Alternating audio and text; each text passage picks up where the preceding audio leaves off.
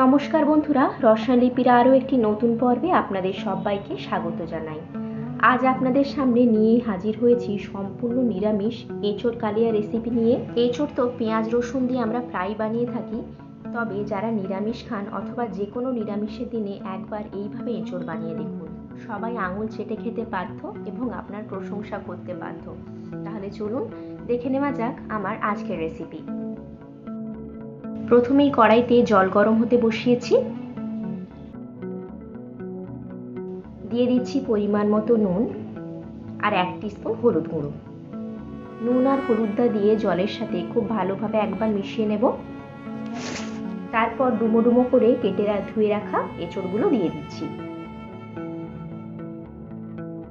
ঢাকা দিয়ে দিচ্ছি সেদ্ধ হওয়ার জন্য। এটা যতক্ষণ সেদ্ধ হচ্ছে ততক্ষণ বাকি প্রিপারেশনগুলো করে নেব। একটা পাত্রে দিয়ে দিয়েছি 100 গ্রাম মতো টক দই।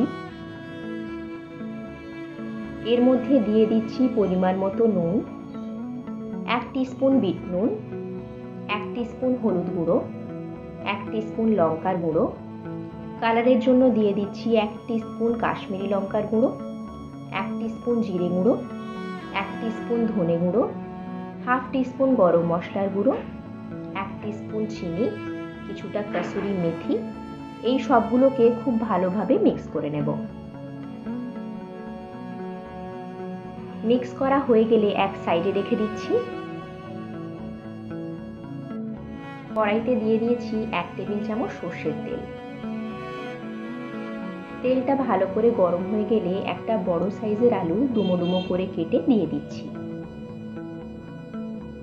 সামান্য কিছুটা নুন দিয়ে দিচ্ছি। এরপর আলুগুলোকে ঢাকা দিয়ে সামান্য লাল লাল করে ভেজে নেব। ঢাকা দিয়ে ভাজলে আলুগুলো খুব ভালোভাবে ভাজাও হয়ে যাবে আর হাফ সেদ্ধও হয়ে যাবে। আলু ভাজার পুরো ক্লিপটা আমি নিতে পারিনি, তার জন্য আমি ভীষণভাবেই দুঃখিত। আলু ভাজা হয়ে গেলে তুলে রেখে এঁচোড়টাও একবার দেখে নিচ্ছি। এঁচোড়টা প্রায় 70% মতো সেদ্ধ হয়ে গেছে, এবার তুলে নিচ্ছি।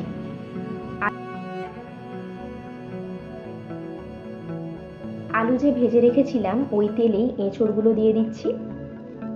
এঁচোড়গুলো দিয়ে 3 থেকে 4 মিনিটের জন্য একটু লাল লাল করে ভেজে নেব।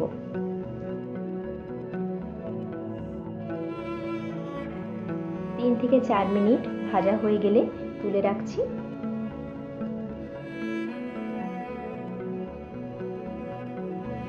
এরপর দইয়ের যে মিশ্রণটা ছিল সেটাই এঁচোড়গুলো দিয়ে দিচ্ছি। এঁচোড়গুলো দিয়ে দইটার সাথে খুব ভালো মতো মিশিয়ে নেব।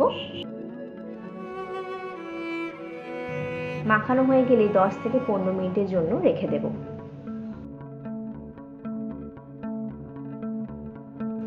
10 থেকে 15 মিনিট পর ফিরে এলাম। কড়াইতে দিয়ে দিচ্ছি 2 টেবিল চামচ সর্ষের তেল।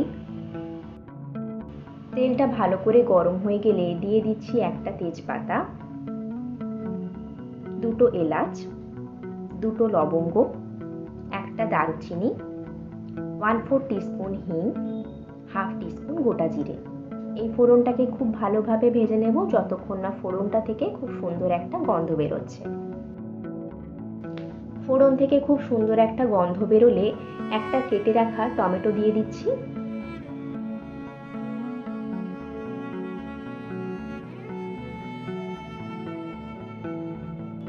টমেটোটা দিয়ে একবার একটু নেড়ে ছেড়ে দিয়ে দিচ্ছি 1 টেবিল চামচ আদা বাটা।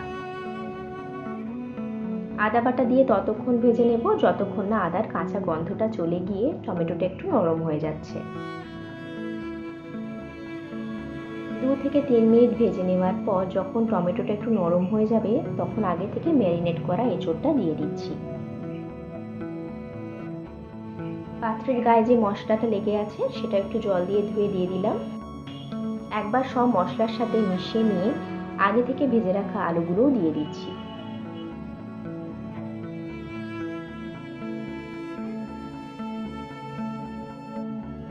এরপর সবকিছু খুব ভালোভাবে কষিয়ে নেব।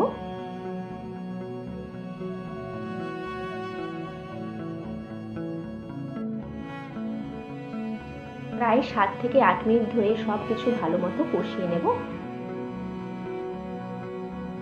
কষানো হয়ে গেলে দিয়ে দিচ্ছি পরিমাণ মতো গরম জল। জলটা দিয়ে সব কিছু একবার ভালোভাবে মিশিয়ে নেব। তারপর ঢাকা দিয়ে দিচ্ছি যাতে সব কিছু খুব ভালোভাবে সেদ্ধ হয়ে যায়। প্রায় 10 থেকে 15 মিনিট পর ফিরে এলাম। সব কিছু খুব ভালোভাবে সেদ্ধ হয়ে সুন্দর মাখো মাখো হয়ে গেছে। সবশেষে দিয়ে দিচ্ছি 3টে চিরা কাঁচা লঙ্কা আর 1 টেবিল চামচ ঘি। লঙ্কা আর ঘিটা দিয়ে একবার মিশিয়ে নিয়ে আরও 2 মিনিটের জন্য ঢেকে দেব। তাহলেই তৈরি এঁচোড় কালিয়া।